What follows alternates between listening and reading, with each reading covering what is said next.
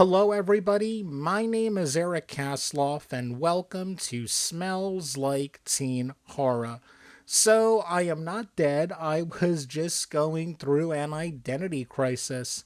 Now, let's talk about the Saw franchise before we get into the Saw X review or Saw 10.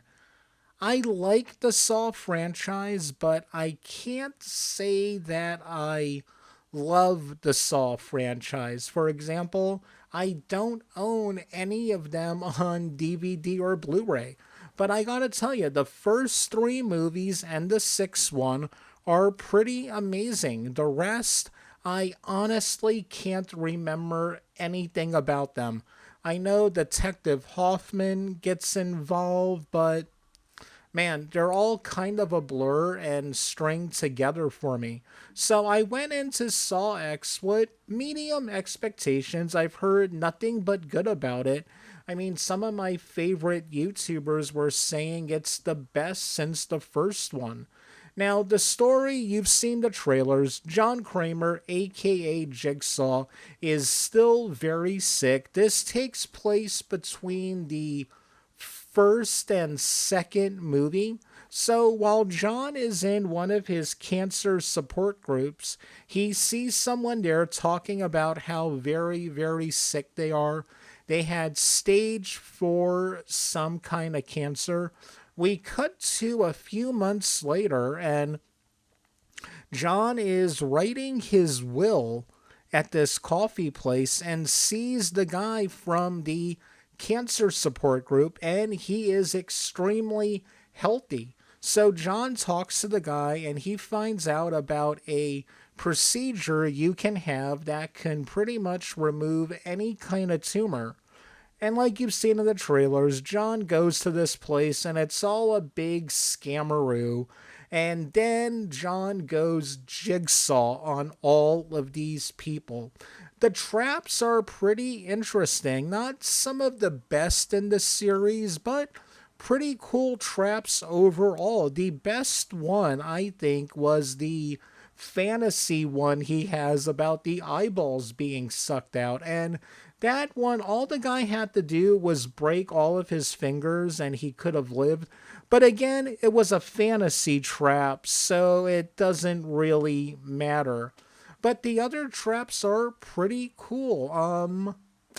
One thing that I especially liked is, and it was kind of hilarious, is how bad they make you feel for Jigsaw in the movie.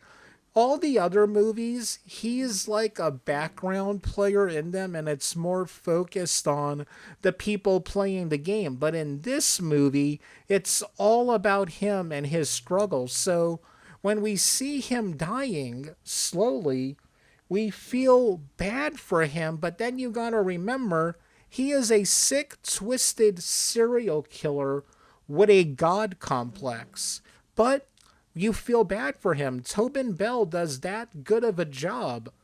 One of the things I didn't like about the movie, even though the actress did a great job and her name is escaping me, the woman who plays Amanda, it was great seeing her again, but it's been about 20 years. Oh dear God, it's been about 20 years since the first Saw movie. And, well, she's aged. I mean, she still looks great, but she doesn't look like someone in her 20s anymore. Tobin Bell is in his 80s now, but he is a person dying from cancer. So seeing him aged and, not looking as young as he did before makes sense because he's dying. But Amanda, that was like, wow, this makes kind of no sense why she would look so much older. She still does a fantastic job in the movie, and yeah, overall, I really liked Saw X. If I had to put a number on it, it would definitely get a 4 out of 5. If you love the Saw franchise, you will definitely like this one. And if you've never seen any of the Saw movies, you can walk into this one and get the gist of it. But yeah, definitely check out at least the first movie if you're going to go see it. Well, yeah, those are just my thoughts, but what did you think of Saw X? Did you love it? Did you like it? Did you hate it? Comment below and let me know. And hey, I'm going to ask you to do me a big, huge favor. If for some reason you like this video, please smash that like button. And if you haven't subscribed to my channel yet, I got a question for you. What are you